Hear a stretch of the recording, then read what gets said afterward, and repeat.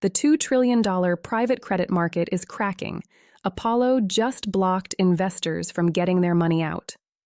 Apollo Global Management just told its investors they cannot have their money back. Not all of it, not even half, and they are not alone. This week, two of the biggest names in private credit, Apollo and Ares Management, blocked investors from withdrawing the money they asked for.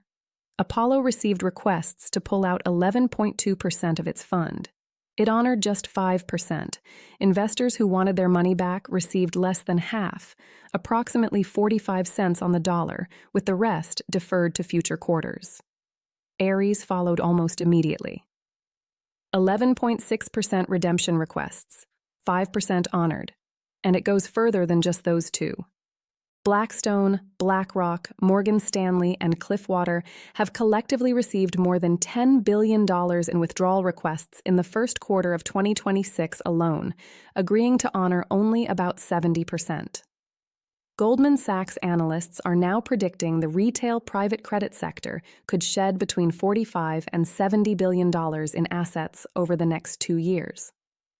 Mohammed El-Erian, the former co-CEO of PIMCO, one of the most respected voices in global fixed income, has compared this situation to the early stages of the 2008 financial crisis.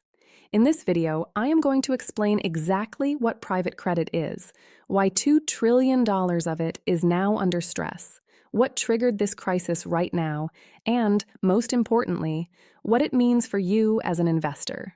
Because here is the thing most people do not know. Millions of investors hold private credit through wealth management platforms and investment portfolios without realizing it. What just happened? Apollo, Ares, and the redemption gates. Let me start with the specific events, because the details matter here and the numbers are striking. On Monday, March 23rd, Apollo Global Management announced it was capping withdrawals from its flagship retail private credit fund, Apollo Debt Solutions, a $25 billion business development company, at 5% of outstanding shares per quarter. The problem? Investors had requested to withdraw 11.2%.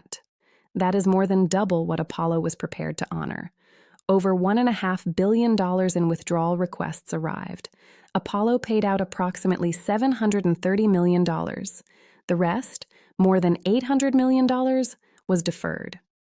The day after, Ares Management announced the exact same situation at its Strategic Income Fund, a $10.7 billion vehicle. 11.6% of shareholders wanted out. 5% were allowed to exit. The parallel is not a coincidence. These funds are structured with contractual quarterly redemption caps precisely because the underlying assets, direct loans to private companies, cannot be quickly liquidated. The cap is the mechanism. It was always there in the fine print, but investors did not expect to need it this badly, this suddenly. And those are just the two that have publicly disclosed this week. According to the Financial Times, Blackstone, BlackRock, Morgan Stanley, and Cliffwater have collectively received more than $10 billion in redemption requests in Q1 2026. Together, these firms agreed to honor roughly 70% of that total. Blue Owl, Oaktree, and Goldman Sachs are expected to report similar pressures in the coming days. Goldman Sachs analysts put a number on where this ends. They are predicting the retail private credit sector, which has ballooned to $222 billion in assets, could shrink by $45 to $70 billion over the next 2 years. To put that in perspective, the entire sector was only $34 billion at the end of 2021. It grew to $222 billion in under 4 years. Goldman's projection represents between 20 and 30% of that entire growth being unwound. The alternative asset management sector is being repriced in real time. Apollo, Blackstone, KKR, Ares, and Blue Owl have each declined 25% or more this year, wiping out more than $100 billion in combined market value.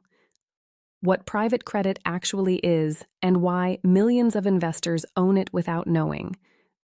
Before we go any further, let me make sure you understand what private credit actually is, because this is the part most financial news coverage skips over, and it is critical for understanding why this matters to everyday investors.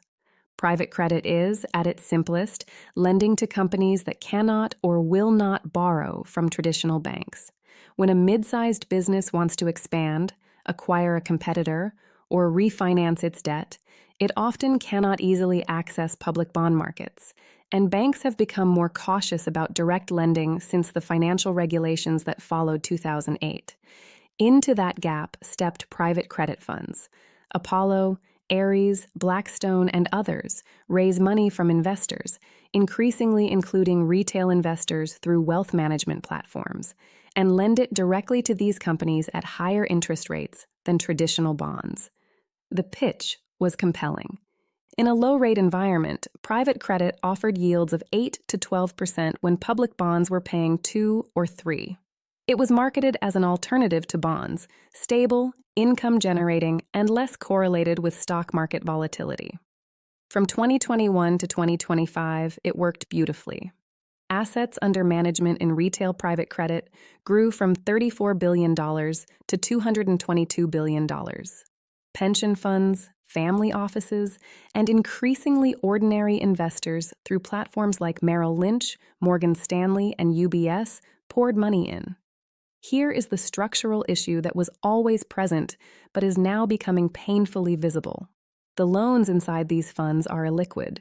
A private credit fund cannot sell a loan to a mid-sized software company in an afternoon the way you can sell shares of Apple. The loans have 3 to 5 year terms. They are not traded on exchanges, and their value is determined by periodic mark-to-market assessments rather than continuous price discovery. But the funds themselves offered quarterly redemption windows, the ability to withdraw every 3 months, subject to caps. That created what analysts are now calling a liquidity illusion. Investors thought they had access to their money on a reasonably regular basis. The underlying assets had no such liquidity. In calm markets, the mismatch did not matter. In stressed markets, when many investors all want out at the same time, the caps activate and investors discover the reality. Approximately 20 to 30% of many private credit portfolios are loans to software-as-a-service companies, the SaaS businesses that were the darlings of the low-rate era. As we will discuss in the next point, that specific exposure is now under severe stress from a direction nobody expected 18 months ago. The two triggers, oil shock and AI disruption. Now let me explain why this is happening right now, in March 2026, rather than at some other point in the credit cycle. Because the timing is not an accident. Two forces collided at once to create the conditions for this withdrawal surge. Trigger 1 is the macro environment. The Iran war began on February 28th. Within weeks, Brent crude was above $100 a barrel. Inflation expectations surged. Rate cut hopes evaporated, and rate hike possibilities entered the conversation. BlackRock's Investment Institute noted this week that market expectations had flipped from the Fed cutting rates 3 times this year to potentially hiking. When investors fear rising rates, they want out of illiquid credit because higher rates both reduce the present value of those loans and increase the risk that the borrowers cannot service them. Trigger 2 is something that was building long before the Iran war: artificial intelligence disruption of the SaaS sector. Here is the specific problem. Private credit funds lent heavily to software-as-a-service companies during the low-rate era. These companies had predictable recurring revenue, which made them attractive credit risks. But as generative AI has advanced through 2025 and into 2026, the enterprise value of many SaaS businesses is being questioned. If AI can replicate the core function of a software product at a fraction of the cost, the recurring revenue that justified the original loan may be eroding. 20 to 30% of many private credit portfolios are exposed to exactly this type of SaaS company. Investors watching the public market repricing of software stocks, the iShares Expanded Tech Software Sector ETF, the IGV, is down 23% in 2026 alone, have started asking uncomfortable questions about whether the private credit portfolios holding similar companies are carrying those assets at fair value. The answer is, we do not fully know yet. Private credit valuations lag. The marks on those loans have not been updated to reflect either the rising rate environment or the AI disruption of the underlying borrowers. That uncertainty is itself a reason to pull money out, not because investors know the loans are worth less, but because they fear they might be and cannot see the real numbers clearly. The combination, macro stagflation fears plus AI-driven credit quality concerns, is what turned a manageable trickle of redemptions into an industry-wide flood in a matter of weeks. Is this 2008? What the experts are saying and what it means for investors. This brings me to the question everyone is asking. Is this the beginning of something systemic or a painful but contained correction? Let me give you the arguments on both sides, starting with the more alarming one because it deserves to be taken seriously. El-Erian, the former co-CEO of PIMCO and one of the most credible voices in global credit markets, has compared this situation to the early stages of the 2008 financial crisis. His specific concern is the structural similarity, a large, illiquid asset class that was sold to retail investors with the implied promise of reasonable liquidity under conditions of stress, discovering that the liquidity was never really there. In 2008, it was structured mortgage products. In 2026, it is structured private credit products. The mechanism is similar even if the underlying assets are different. The counter-argument, and there is a serious one, is that private credit is fundamentally different from the securitized mortgage products of 2008 in one critical way. The loans are held by fund managers who know their borrowers directly, not packaged into opaque tranches sold to investors who had no idea what was inside them. Default rates in private credit, while rising, are not yet at catastrophic levels. The redemption gates are working as designed, painful for investors, but preventing a fire sale of assets that would be worse for everyone. Analysts at several major banks also point out that the scale, while significant, is manageable relative to the broader credit market. Even Goldman Sachs's worst-case projection of $70 billion in outflows represents a fraction of the total $2 trillion private credit market, which includes not just retail funds, but institutional vehicles, pension fund allocations, and sovereign wealth fund investments that are not experiencing the same withdrawal pressure. The honest answer is that we are in the early innings of this story, the Q1 2026 data that will tell us how badly the underlying loans are actually performing, actual default rates, actual mark-to-market values, will not be fully available for another 6 to 8 weeks. What we are seeing now is investor sentiment responding to uncertainty before the hard data arrives. For investors with exposure to private credit, whether directly through platforms like Merrill Lynch or Morgan Stanley, or indirectly through a wealth management portfolio, there are 3 things worth doing right now. First, check your actual exposure. Many investors in managed portfolios do not know exactly what percentage is allocated to private credit. Ask your advisor specifically. The answer matters. Second, understand the redemption terms of any specific fund you are in. Every private credit fund has a specific quarterly cap and redemption schedule. Knowing yours tells you exactly what your real liquidity position is, not what you assumed it was. Third, do not make panic decisions based on headlines.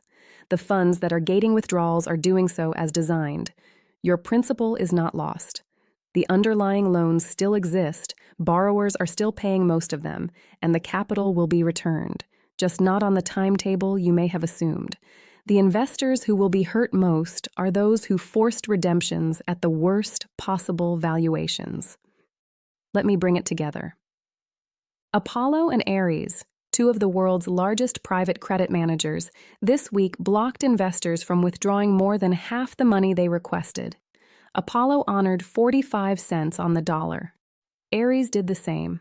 Blackstone, BlackRock, Morgan Stanley, and Cliffwater are collectively sitting on more than $10 billion of redemption requests in Q1 2026, honoring only 70%. The private credit market grew from $34 billion to $222 billion in retail assets in under 4 years. It was sold as a stable, income-generating alternative to bonds. The structural mismatch, illiquid loans, periodic redemption windows, has been exposed by 2 simultaneous shocks: the Iran war oil shock raising stagflation and rate hike fears, and AI disruption threatening the SaaS company borrowers that make up 20 to 30% of many portfolios. Goldman Sachs predicts 45 to 70 billion in outflows over 2 years. Mohammed El-Erian has drawn comparisons to the early stages of 2008. Others say this is contained. The truth will emerge in the Q1 default data arriving in 6 to 8 weeks. If you hold private credit, directly or through a wealth management portfolio, check your exposure, understand your redemption terms, and do not panic. The gates were always in the contract. What has changed is that investors are reading that contract for the first time. If this breakdown helped you understand what is happening in private credit and what it means for your investments, please give this video a like and subscribe to Global Finance Market News. We cover the stories moving global markets every single day. Hit the notification bell so you never miss an analysis that could affect your money. Everything in this video is for educational and informational purposes only. This is not financial advice, and I am not a financial advisor. Please always do your own research before making any investment decisions. Past performance is never a guarantee of future results. Always consult a qualified financial professional before investing.